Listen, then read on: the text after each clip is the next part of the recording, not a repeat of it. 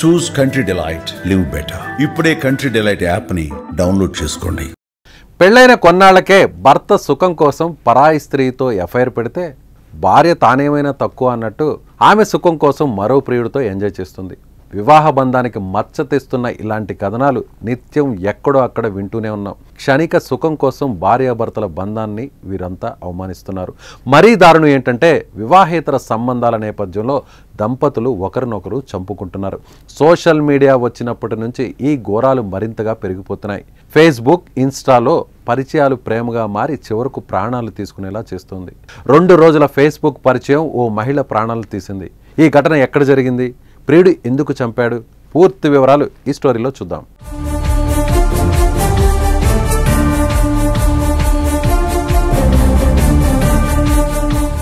నేటి సమాజంలో social media, instant పరిచయాలు ఎంత డేంజరో కొన్ని సంఘటనలు చూస్తుంటే అర్థమవుతుంది. తెలంగాణ జీడిమెట్లో 10th క్లాస్ చదువుతున్న ఓ అమ్మాయికి ఇన్స్టాలో ఏర్పడిన పరిచయం ప్రేమగా మారింది. తన ప్రేమకు అడ్డు వస్తుందని తల్లిని ప్రియుడితో కలిసి చంపేసిన ఘటన ఇప్పుడు తీవ్ర కలకలం రేపుతోంది. తాజాగా కర్ణాటకలో 2 రోజుల ఫేస్బుక్ పరిచయం ఓ మహిళను చంపేసింది.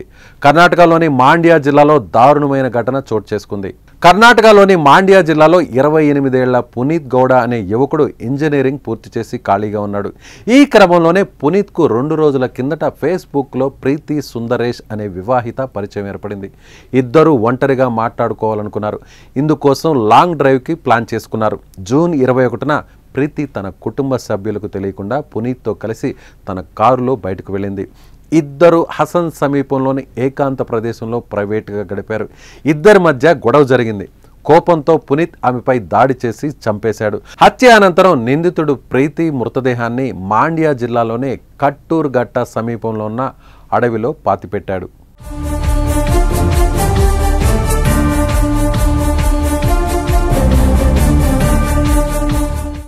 ఉదయం ప్రీతి కనిపించకపోవడంతో కుటుంబ సభ్యులు భయంతో పోలీసులకు ఫిర్యాదు చేశారు.